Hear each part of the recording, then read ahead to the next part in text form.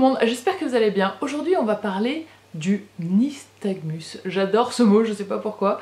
Le côté un petit peu latin, un petit peu ancien.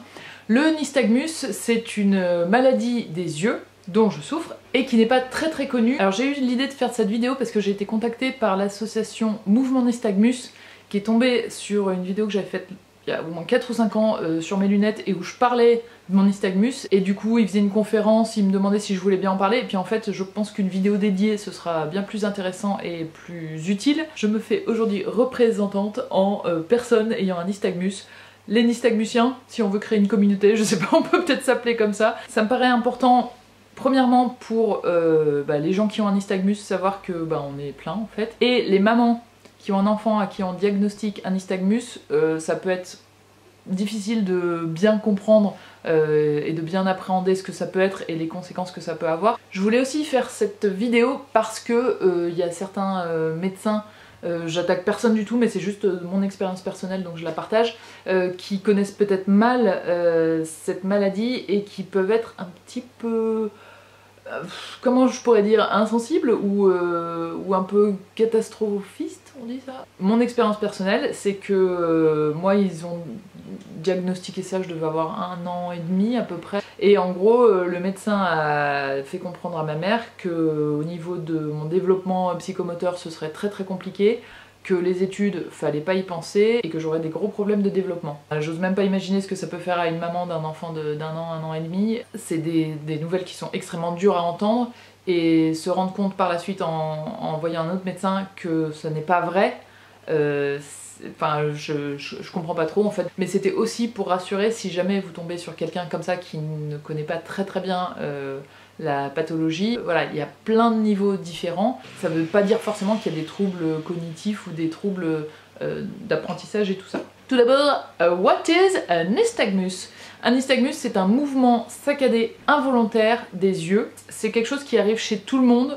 Par exemple, quand vous êtes dans le train et que vous regardez le paysage, comme l'œil se réadapte toutes les secondes à peu près à ce que vous regardez, ça fait un mouvement saccadé aussi. On s'en rend pas compte, mais voilà.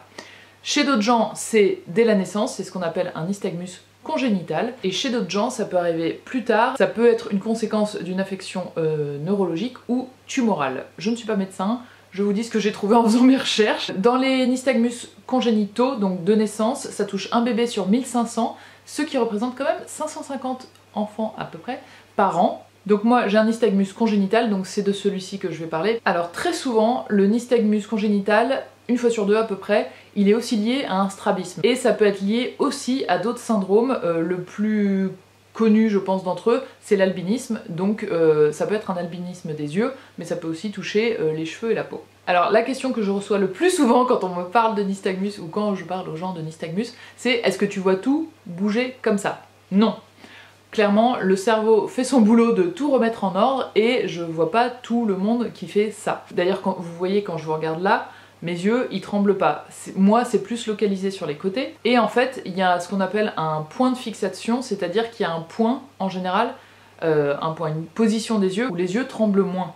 Moi longtemps, je vous expliquerai pourquoi ça a changé, mais longtemps c'était comme ça, donc sur toutes les photos de classe quand je suis petite, je suis comme ça, parce que c'est là que j'arrive à fixer mes yeux, et que du coup ils sont le plus à l'aise pour regarder un point fixe. Maintenant moi c'est en face, mais ça peut être n'importe où, et on a un point où ça bouge moins. Quand on se regarde dans la glace, en tout cas moi, je ne les vois pas du tout bouger, ce qui fait que j'ai découvert très tard en fait que j'avais les yeux qui bougeaient. En gros, je l'ai su au collège quand les enfants sont nos amis et ne sont pas du tout méchants. Il y a une fille que je connaissais pas vraiment, j'étais avec mes copines et elle est arrivée dans le cercle, elle a fait ah mais arrête de faire ça avec tes yeux! Et j'étais what? D'accord. Et elle est partie, donc mes copines m'ont expliqué. Parce que je vous dis, quand on se voit dans une glace, on l'a pas, et puis à l'époque on n'avait pas les portables pour se filmer pour voir ce que ça donnait, donc je ne savais pas que mes yeux bougeaient. C'est aussi un mouvement qui s'accentue un petit peu avec la fatigue, donc en fin de journée ça bouge un petit peu plus, et le seul moment où moi je le vois vraiment de façon concrète, c'est si je suis fatiguée le soir et que par exemple je suis dans un environnement assez sombre et qu'il y a une source de lumière forte. Typiquement, arrêt de bus et lampadaire au-dessus de l'arrêt de bus, je peux voir la lumière qui fait un peu comme ça, si je regarde un peu dans le vague et tout. Mon compagnon aussi, de temps en temps, me dit « Oula, t'es fatigué, non ?» et parce que quand je lui parle, là, ça commence à bouger un petit peu plus que la moyenne. Donc voilà, la fatigue, chez certaines personnes, le stress, moi je l'ai jamais remarqué, mais c'est possible aussi, peuvent accentuer le mouvement. Et du coup, ce mouvement, même s'il se calme quand on regarde en face, moi je sais qu'il y a des situations où je peine un peu à fixer, si c'est petit notamment, mais s'il y a un éclairage un peu sombre ou des choses comme ça, ou si je suis fatiguée, le soir pour lire, j'ai l'impression que je peine à fixer les lignes, donc dans ces cas-là, j'abandonne directement. Ça m'arrive rarement, mais ça peut arriver. Donc de façon générale, le nystagmus entraîne une mauvaise vue.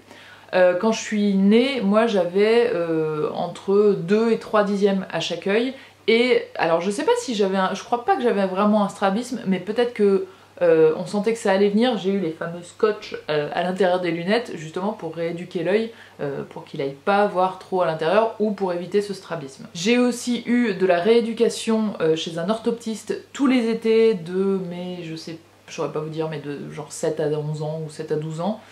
C'était un moment de kiff parce que mon orthoptiste était génial, et pendant des années j'ai voulu être orthoptiste juste parce qu'elle était trop cool, et même ma meilleure copine venait avec moi, et elle aussi elle kiffait alors qu'elle a pas du tout de lunettes et qu'elle en a pas du tout besoin. Donc c'est pour vous dire à quel point elle devait être cool, mon orthoptiste. Si jamais elle regardait cette vidéo d'ailleurs, je vous adorais, vous étiez mon idole. Donc je vous ai dit que ma situation a changé, c'est parce que aussi en autre traitement, à 18 ans, je me suis fait opérer.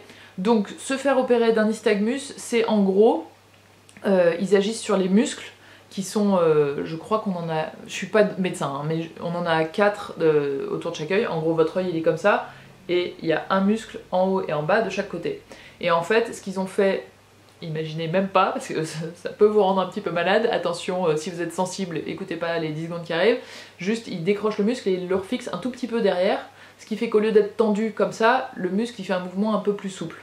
Et donc quand j'étais petite, je pense que mon nystagmus se voyait beaucoup plus, notamment quand je regardais en face. Et aussi, petit à petit, très très progressivement, après l'opération, ma vue s'est un petit peu améliorée. Donc aujourd'hui je suis à 5 dixièmes et 4 dixièmes, je sais plus quel œil, 5 dixièmes et 4 dixièmes me semble-t-il. Et mini parenthèse d'ailleurs, je suis au stade du montage, c'est que c'est aussi un des trucs qu'on me dit le plus souvent quand je parle de ma mauvaise vue ou de mes yeux, c'est « Ah ben pourtant t'as des lunettes, tu devrais bien voir ». Et sachez-le, si jamais vous rencontrez des gens qui sont comme moi, c'est pas hyper agréable de l'entendre, et non, c'est pas parce qu'on a des lunettes qu'on voit à 10 dixièmes, il y a plein de gens qui ont plein de pathologies des yeux qu'on peut pas forcément corriger avec des lunettes. Et je fais une parenthèse parce que j'en ai pas reparlé non plus aussi, j'ai eu pendant un moment des lentilles rigides que je garde du coup 1 an, je les enlève tous les soirs et il faut les nettoyer, mais elles durent environ 1 an. Ça coûte plus cher que des lunettes, j'étais à 350 € la lentille à peu près. En revanche, je voyais un petit peu mieux, donc je devais gagner environ 1/2 dixième ou 1 dixième par œil. Moi j'ai arrêté parce que c'est vraiment beaucoup d'entretien, et la moindre poussière dans l'œil, ça fait pleurer, il faut aller la laver, il faut trouver un endroit et tout. Donc moi je trouvais ça trop au quotidien, mais si vraiment vous voulez grappiller des dixièmes, et ben ça peut être quelque chose à essayer éventuellement. Donc aujourd'hui je suis à 5 dixièmes et 4 dixièmes, je sais plus quel œil, 5 dixièmes et 4 dixièmes me semble-t-il. Donc au total j'ai 9 vingtièmes, ce qui est la limite légale pour passer le permis de conduire. Donc c'est très cool, j'ai pu passer mon permis, j'ai quand même une visite médicale tous les 5 ans, il faut que j'aille chez un médecin agréé, lire des lettres pour dire qu'il n'y a pas eu de diminution de ma vue, mais c'est la seule chose, donc voilà, j'ai pu le passer. Mon opération, je l'ai faite à Nancy, c'était le docteur Spillman. Elle, docteur Spillman, est spécialisée nystagmus me semble-t-il, et lui, docteur Spillman, était spécialisé strabisme. Alors je dis était parce que c'était en 1998 ou 99, donc je sais pas du tout s'ils exercent encore, mais en tout cas je crois que leur centre à Nancy existe toujours. D'ailleurs je suis allée voir sur internet pour vérifier, ils ont un site qui explique aussi le nystagmus, donc si ça vous intéresse, n'hésitez pas à aller voir pour plus de détails. Alors, à savoir aussi, pour l'opération des yeux, il y a quand même pas beaucoup de spécialistes en France, donc moi j'avais pris rendez-vous, je m'en souviens trop bien parce que ça m'avait tellement marqué, j'avais pris rendez-vous, c'était en 1995, donc j'avais 14 ans, et ils m'ont dit oui, pas de problème, le 8 octobre 98, vous êtes libre ? Donc il y avait 3 ans d'attente, et le 8 octobre c'était le jour de mon anniversaire, donc j'étais là. Bon bah parfait, le jour de mon anniv, pour mes 17 ans, je serai à Nancy pour aller voir ce médecin. Après le délai pour se faire opérer juste après est beaucoup plus court, mais le premier rendez-vous à l'époque, je vous dis, il y avait 3 ans d'attente.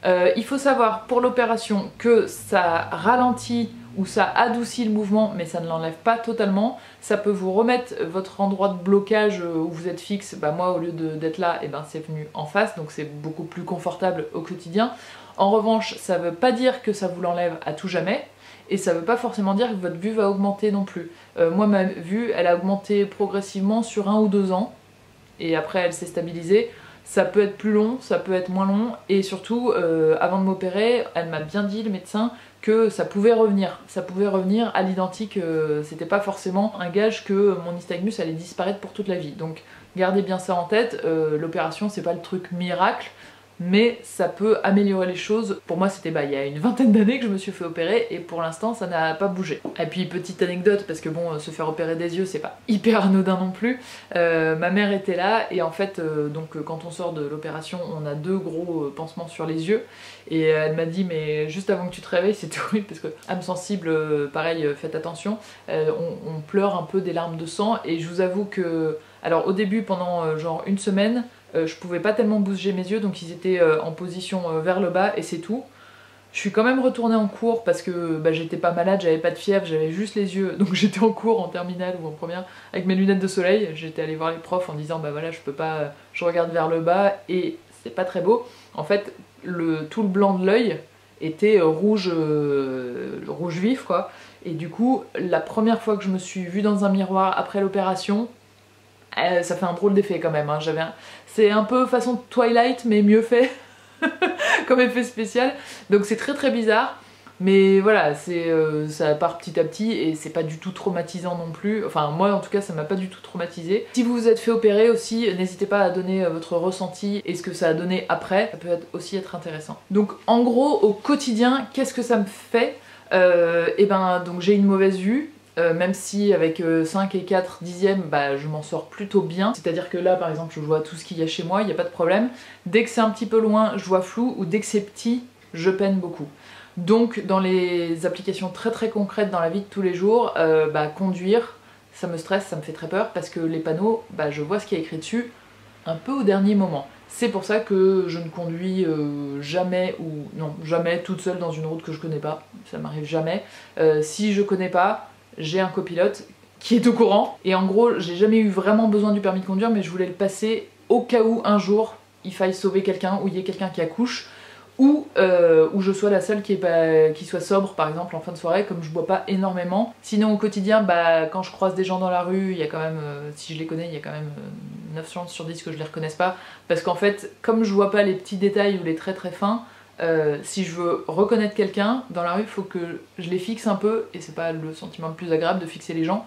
Donc j'ai tendance à pas regarder les gens du tout, comme ça le problème est réglé, et si ils veulent vraiment venir me parler, ils viennent me voir. Mais un autre cas où là vraiment ça a pu provoquer, pas de l'angoisse, mais j'y pense avant quoi, c'est si on me dit rejoins-nous à tel bar ou dans tel resto, qui est bondé, enfin qui était pré-Covid, arriver dans un endroit où il y a plein de gens et retrouver ceux que je viens retrouver, ça veut dire qu'il faut que je fasse comme ça sur chaque table, et ça me stresse. Donc en général les gens qui me connaissent très bien me disent, envoie un texto, nous sommes la 3e table sur la gauche quand tu passes derrière la petite colonne où il y a un perroquet, etc.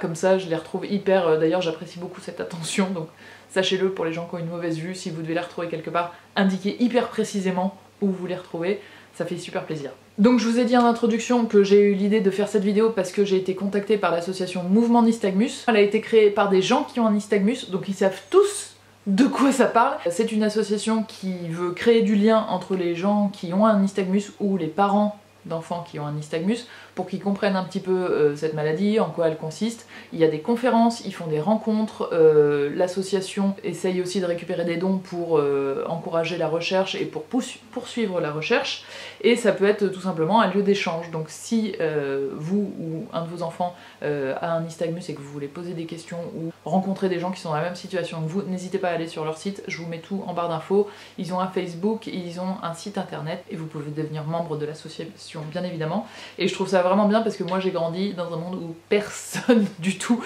n'avait un nystagmus. Et voilà, j'espère que j'ai pu répondre à vos questions. Si vous en avez d'autres, évidemment vous les laissez dans les commentaires. Chers co-nystagmusiens de communauté où on n'est pas nombreux, donc ça nous rend exceptionnels. Écoutez, je vous embrasse encore plus fort que les autres et j'espère vraiment que vous allez bien. Ciao!